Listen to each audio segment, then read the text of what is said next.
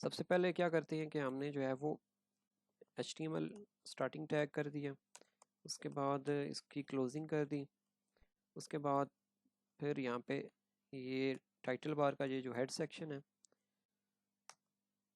ये हेड को क्लोज कर दिया। स्क्रीन इधर से मैंने शेयर की हुई है, नेट इंटरनेट अपना चेक करें। बाकियों को भी शो हो रही है, यानी किसी अगर ओवरऑल नहीं हो रही तो माइक ऑन करके बता दें। टाइटल बार में है साइन अप फॉर्म हमारा या registration form, sign up form title. उसके बाद अब नेक्स्ट हमने बॉडी को स्टार्ट करना है। बॉडी की क्लोजिंग कर देते हैं और उसके बाद नेक्स्ट हम क्या करते हैं कि यहाँ पे हमारे पास था सबसे पहले हम हेडिंग लगाते हैं H1 और यहाँ पे हम इसको हेडिंग देते हैं क्रिएट एन अकाउंट। इसकी ये टाइटल बना देते हैं, ये इसकी हेडिंग दे देते हैं। H1 को इधर ही क्लोज कर दिया और HR का टैग लगाया और यहाँ पे जो है वो हमने स्टार्ट किया फॉर्म से। फॉर्म की स्टार्टिंग करते हैं। फॉर्म की स्टार्टिंग जो है वो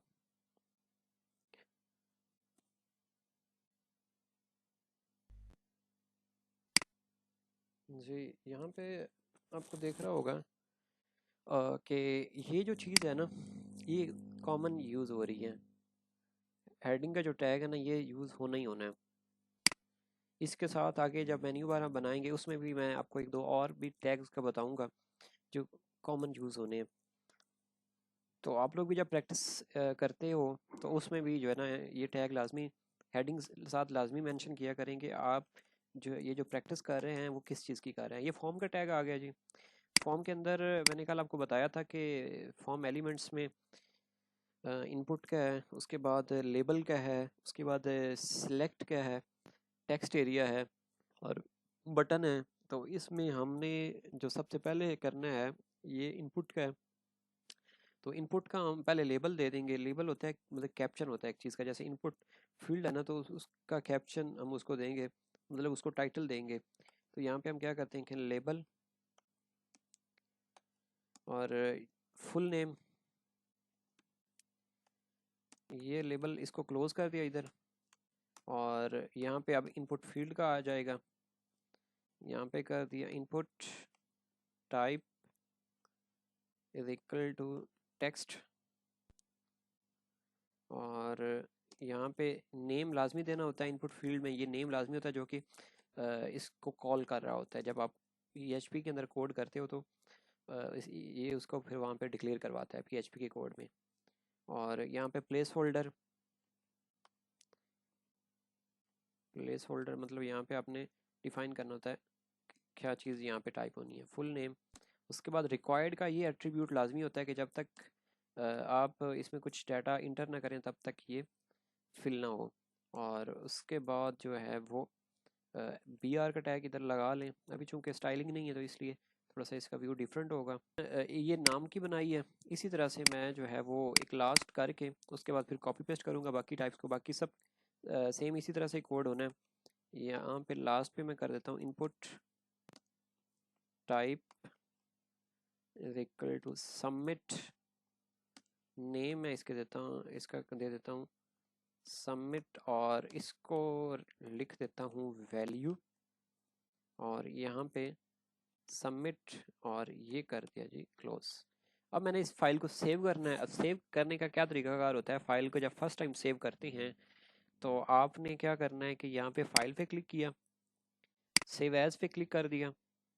सेव एज पे क्लिक करने के बाद डेस्कटॉप, उसके बाद मैंने अपना फोल्डर जो CS619 के नाम से बनाया था वो डेस्कटॉप पे चूंकि मैंने फोल्डर बनाया था तो वो मैंने फोल्डर सेलेक्ट किया। फिर 2024 का फोल्डर सेलेक्ट किया और इसके अंदर मैंने register.html मैंने इसको ये नाम दे दिया और सेव कर दिया जी। यहाँ पे उसने गलती बताई है। गलती क्या थी कि यहाँ में मैंने इनपुट की बजाय ना इनपू लिखा है, मतलब कि फुल नाम नहीं था। अब ये देखें जैसे मैंने इसको इनपुट लिखा है तो उसने इसका कलर चेंज कर दिया। अभी मैं जो छोटा सा ये टास्क है मतलब कि जो छोटा सा कोड है इसकी मैं आउटपुट चेक कर लूँ कि इसकी आउटपुट क्या आ रही है। रजिस्टर डॉट, आपके पास ये कुछ इस तरह से आ रहा है फुल नेम। मैं इसको सेंट्रल लाइन कर देता हूँ ताकि आपको ये सही तरह से क्लियर हो। सेंटर, और यहाँ से भी इसको क्लोज कर देते हैं सेंटर को, कि सब कुछ सेंटर में हमें ये शो करवाए। ये देखें जी, क्रिएट एन अकाउंट जी।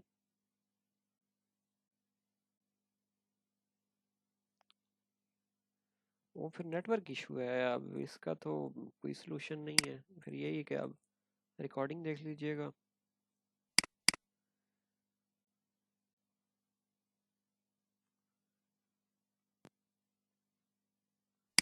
ये है जी। अच्छा, इसको मैं 2 दफ़ा, ताकि थोड़ा सा ये प्रोमिनेंट हो बटन।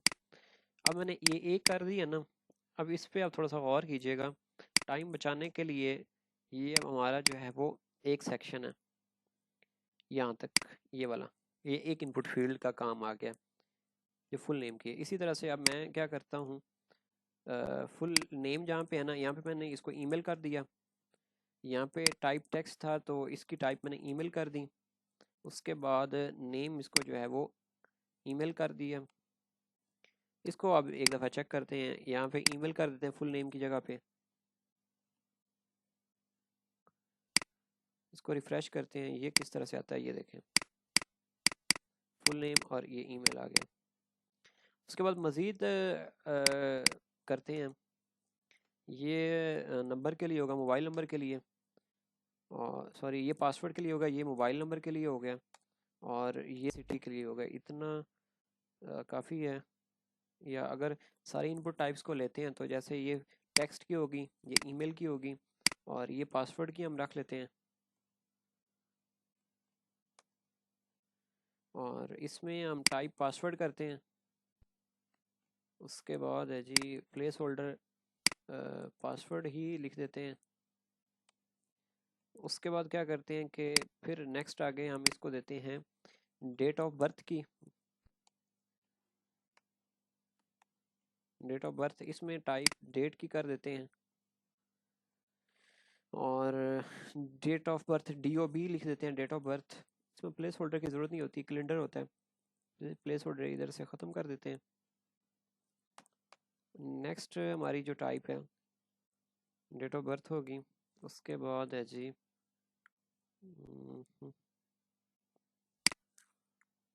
यहाँ पे कर देते हैं प्रोफाइल पिक्चर की।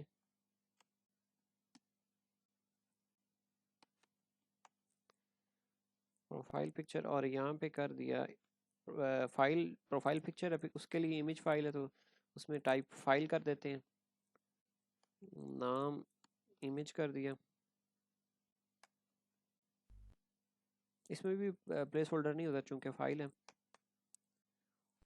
इतना कुछ कर दिया, आप इसको रिफ़्रेश करें तो ये किस तरह से हमारे पास आएगा। अब ये देखें, फॉर्म तो आपके पास शो हो गया, लेकिन अब ये गौर से देखें कि ये आपको ना कोई प्रॉपर अलाइन नहीं है, कि इसकी उस तरह से कोई हेडिंग या यूं कह लें कि ना कि एक सीक्वेंस नहीं है, कि ये इनपुट फील्ड अलग है, ये ईमेल की अलग है, ये पासवर्ड की अलग है, ये डेट ऑफ बर्थ की थोड़ी सी डिफरेंट शो हो रही है, ये प्रोफाइल पिक्चर की कोई डिफरेंट शो हो रही है, ये सबमिट का बटन इस तरह से आ रहा है। तो इसकी नेक्स्ट डिफरेंट मेथड्स के ज़रिए स्टाइलिंग की जाती है। अभी हम चूँकि HTML का ही इसमें यूज़ करेंगे। एक टैग है प्री का, उसको हम यूज़ करके देखते हैं कि उसमें ये किस तरह से हमें आउटपुट देता है। तो यहाँ पे फॉर्म लिखा हुआ है ना, यहाँ पे इसको प्री लिख देते हैं। ये प्री का टैग है, ये हमें अभी लास्ट टाइम हमने इसके बारे में पढ़ा था। इसकी अपनी स्टाइलिंग होती है और अपनी अलाइनमेंट होती है। ये देखें जी, इसमें एक तो ये कि सेंटर अलाइन हो गई हैं चीज़ें, लेकिन अब इसमें हमने क्या किया हुआ था कि BR का टैग लगाया था, इसको हम ख़त्म कर देते हैं। ये जो 2 दफ़ा BR लगे हुए हैं, तो अब इसको रिफ़्रेश करते हैं जब BR का टैग ख़त्म किया। तो अब ये देखें, अब BR का टैग कहीं भी नहीं है, लेकिन उसका एक अपना फॉर्मेट है प्री टैग का कि आपको वो उस तरह से प्रॉपर अलाइन कर देता है।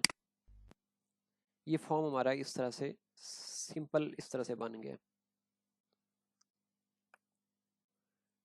इसका एक और भी तरीकाकार होता है, टेबल के ज़रिए, टेबल रो के ज़रिए सेट किया जाता है।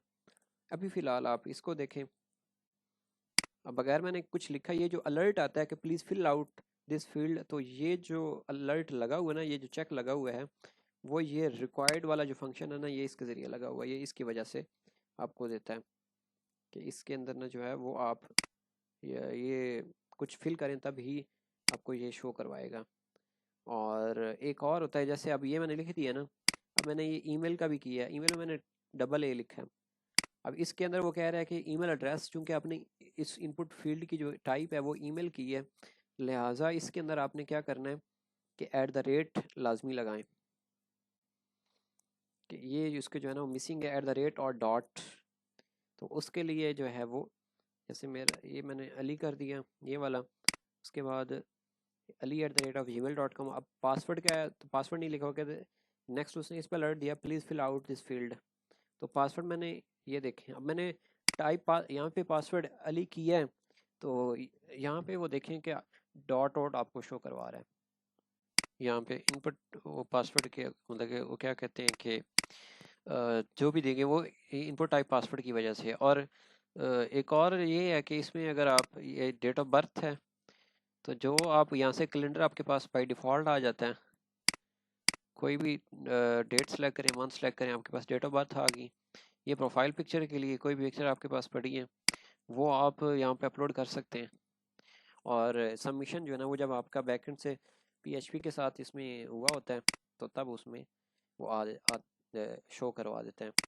अब मैं आप लोगों को यहाँ तक तो फ़िलहाल आप लोगों से पूछ लेता हूँ कि जितनी मैंने कोडिंग यहाँ तक करवाई है, इसमें अगर किसी पॉइंट पे आपको समझ नहीं आई है किसी चीज़ की, सबसे पहले तो मुझे उसका बता दें, उसके बाद फिर मैं आपको इसके अलाइन जो करनी ना वो टेबल के ज़रिए इसको सेट किया जाता है एक ही लाइन में, वो एक डिफरेंट मेथड है। नेक्स्ट मैं उसका बताता हूँ। अभी फ़िलहाल आप लोगों का कोई क्वेश्चन है तो प्लीज़ करें।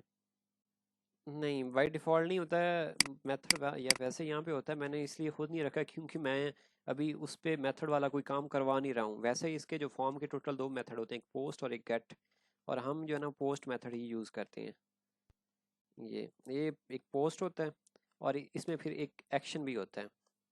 वो होता है कि अगर आप PHP का काम कर रहे हैं तो उसमें फिर आपने यहाँ पे फाइल का बताना होता है, फिर यहाँ पे जब आप सबमिट करते हैं ना बटन, तो वहाँ से फिर वो एक्शन करवाता है, उस फाइल के ऊपर जाके एक्शन करवाता है। वो उस सूरत में होता है जब आपने PHP का कोड किया होता है, और ये मेथड का भी वो तब होता है। अभी चूंकि हम कर रहे हैं जस्ट HTML को, तो मेरी कोशिश ये है कि मैं सिर्फ और सिर्फ एक ही लैंग्वेज के ऊपर रहूँ, इस तरह से आप लोगों के भी कॉन्सेप्ट क्लियर सही तरह से होंगे। अगर वो खिचड़ी बना दूँ तो फिर कुछ पले नहीं पड़ेगा। थोड़ा थोड़ा करके मैं साथ साथ बाकी चीज़ों को टच कर रहा हूँ, स्पेशली न्यू स्टूडेंट्स के लिए। बाकी जो फाइनल वाले हैं आप लोगों को तो वैसे भी पता होगा, और ऑलरेडी आप लोग कर चुके हो, ये तो आप लोग की जो है ना एक तरह की रिवीजन है। अगर किसी के पहले कॉन्सेप्ट नहीं क्लियर थे तो अब इंशाल्लाह कॉन्सेप्ट मज़ीद क्लियर हो जाएंगे। तो दूसरा जो न्यू स्टूडेंट्स हैं जिनका भी स्टार्ट है, ये जस्ट उनके लिए है मेन, वो ज़्यादा फोकस करें। और आप लोगों का जो है वो फाइनल वाइवा के लिए। अच्छा जी, मैंने अभी काम ये किया कि मैंने ना प्री का टैग ख़त्म कर दिया। प्री का टैग जैसे ख़त्म किया तो ये देखें ये एक लाइन में आ गया है, इन लाइन फॉर्म इसको बोलते हैं, जो एक ही लाइन में शो हो रहा है। वो इसलिए कर दिया क्योंकि इसमें मैंने एक तो प्री का टैग लगाया था वो ख़त्म कर दिया, और दूसरा जो है वो मैंने BR का जो टैग था ना वो मैंने ख़त्म कर दिया। ठीक हो गया। अभी मेरे पास सिंपल कोड है। अब मैं यहाँ पे क्या करूँगा, फॉर्म के अंदर मैं बनाता हूँ यहाँ पे टेबल बॉर्डर के बगैर।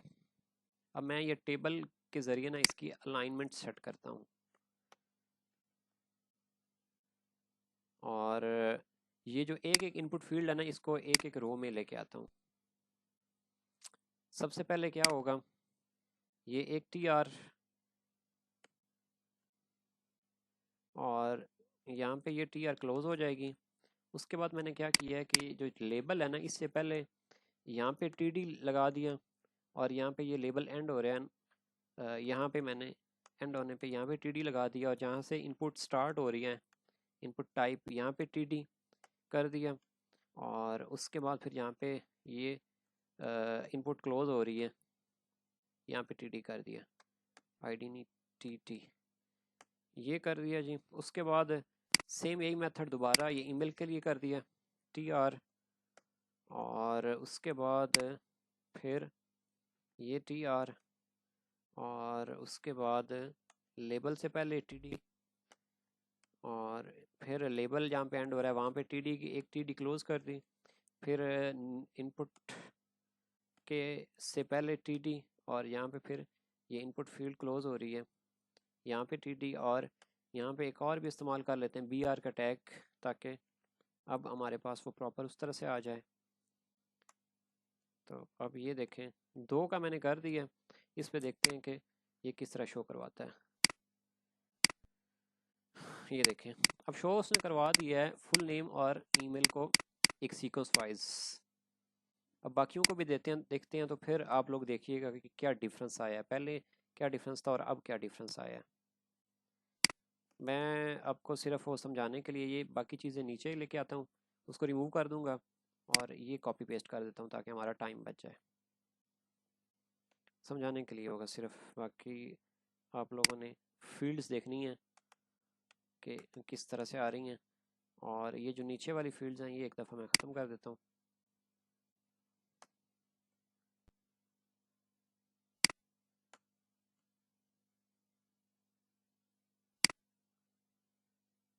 बटन को भी कर देते हैं अलग से।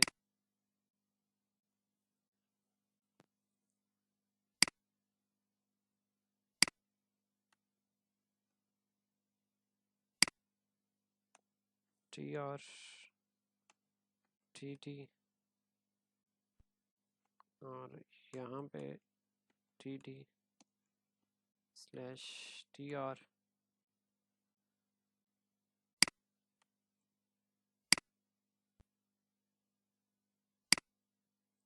अब ये बटन थोड़ा सा इस साइड पे आ गया। अब यहाँ पे हम क्या करते हैं कि इसके अंदर मज़ीद TD एक और लगा, यहाँ पे क्लोज़ कर दिया, और इसमें भी एक और TD लगा दिया, और उसको रखते हैं। अब यहाँ पे चेक करते हैं कि यहाँ तक आ गया। अब आपके पास एक फॉर्म आ रहा है इस तरह से। अब इसमें अगर गैप मज़ीद आपने रखना है इनपुट फील्ड्स के दरमियान, तो क्या करेंगे कि ये जो BR का टैग लगा हुआ है ना, इसको मज़ीद बढ़ा देंगे, एक और BR लगा देते हैं।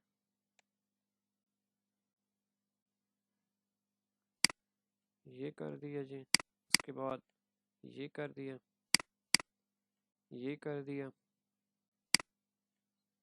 उसके बाद ये कर दिया, और उसके बाद ये कर दिया, ये कर दिया।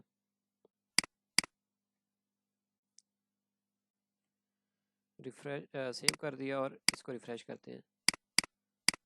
ये थोड़ा सा उसका डिफरेंट लेके जा रहा है, BR का टैग यहाँ पे पिक नहीं कर रहा है, तो इसको BR के टैग के बगैर फ़िलहाल चेक करके देख लेते हैं कि उसके बगैर ये हमें किस तरह से आउटपुट देते हैं। कोडिंग के अंदर अमूमन ऐसी चीज़ होती हैं कि अगर आप अप्लाई कर रहे होते हो और जब उसके आउटपुट देखते हो तो आउटपुट उसकी डिफरेंट आती है, जबकि पहले आपको नहीं पता होता है कि ये आपको क्या डिस्प्ले करवाएगा। हमेशा इसमें जब तक आपको आउटपुट आप ना देखें तब तक आपको इसका आइडिया नहीं होता है। ये देखें जी, ये आगे आप CSS के ज़रिए सेट होगा इसका, जो अगर आप ज़्यादा गैप इसमें रखना चाहते हैं। तो अब ये देखें, पहले अगर आप टेबल के बगैर करें तो आपके पास कुछ डिफरेंट लेआउट आता है इनपुट फील्ड्स का। अभी आपके पास चूँकि ये टेबल में आ रहा है, एक लाइन आ रहा है, ये टाइटल मतलब कि ये जो लेबल है इनपुट फील्ड का, और ये इनपुट फील्ड इसी तरह से ये आप देख सकते हैं। ये सैम्पल के तौर पे मैंने आपके सामने ये दिखाया है। अब यहाँ तक कोई क्वेश्चन है तो वो बताएं। सबसे पहले फॉर्म का लगाया, फॉर्म से ऊपर मैंने ये टेबल का टैग दे दिया, उसके बाद ये फॉर्म का दे दिया। फिर फॉर्म के अंदर टेबल के अंदर आपको पता होता है कि TR टेबल रो और TT टेबल डाटा। टेबल में मैंने क्या किया, इसमें मैंने बॉर्डर नहीं लगाया है। तो अब देखें, अगर इसमें बॉर्डर लगा दूं तो वो किस तरह से शो होगा। बॉर्डर मैंने इसको अगर 1 कर दिया तो ये देखें, ये आपके पास कैसे शो करवाता है, ये देखें, ये अब एक बॉक्स की मानिंद आ गया कुछ इस तरह से। और मज़ीद ही अगर आप कहते हैं कि जी हम इसको ना थोड़ा सा और स्टाइलिश कर लें, विड्थ भी अगर इसकी कर दें तो वो फिर किस तरह से होगा।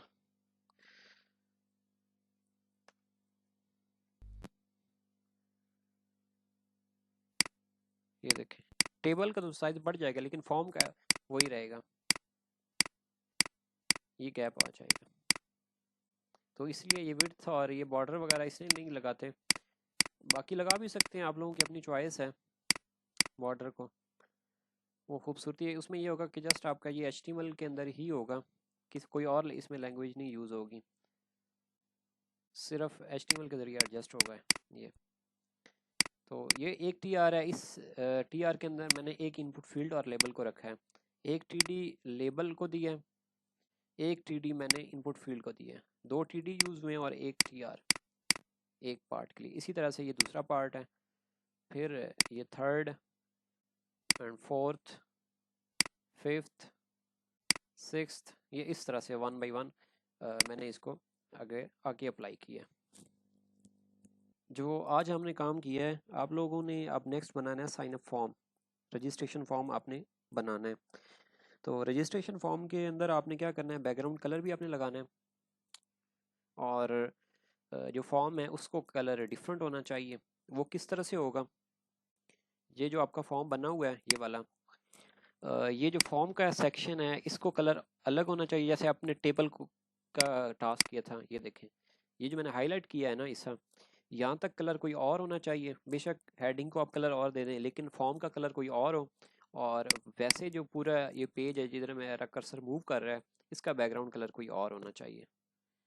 और बाकी टेक्स्ट का कलर वो आप लोग अपनी मर्ज़ी के मुताबिक रख सकते हैं। कि आपने जब फॉर्म को बैकग्राउंड कलर देना है ना, तो आपने बेशक टेबल को बैकग्राउंड कलर दे दें, जैसे मैंने ये दिया ना स्टाइल, और यहाँ पे मैंने लिखा बैकग्राउंड डैश कलर, और यहाँ पे मैंने इसको कर दिया ग्रे। और अब इसका हम बैकग्राउंड कलर चेक करते हैं ये किस तरह से आ रहा है। ये देखें कुछ इस तरह से शो हो रहा है, क्योंकि ये टेबल है तो ये जितना छोटा, हमने तो खैर इसमें फॉर्म भी थोड़ा छोटा सा बनाया है, वो इसलिए इस तरह का शो कर रहा है। और अगर आप पूरे बैकग्राउंड को देंगे, बॉडी को बैकग्राउंड कलर देते हैं, तो उसमें हम फिलहाल इनलाइन स्टाइल ही यूज़ कर रहे हैं। बैकग्राउंड डैश कलर, यहाँ पे मैं यूज़ कर लेता हूँ रेड। ये देखें, अब इसमें देखें कि इसकी आउटपुट किस तरह से आती है। अब ये देखें, ये जी आपकी असाइनमेंट, इसमें ये हेडिंग का आपने कलर अलग देना है, और ये टेबल का बैकग्राउंड कलर अलग होगा, और ये जो फॉन्ट और इसका जो मेन है वो आपने मज़ीद इस पर अप्लाई करना है। बाकी एज इट इज़ होगी। साइन अप फॉर्म बनाना है आपने, रजिस्ट्रेशन फॉर्म, कि उसमें नाम, ईमेल, पासवर्ड, मोबाइल, सिटी वगैरह ये सारा कुछ होना चाहिए। टास्क की समझ लग गई है या नहीं?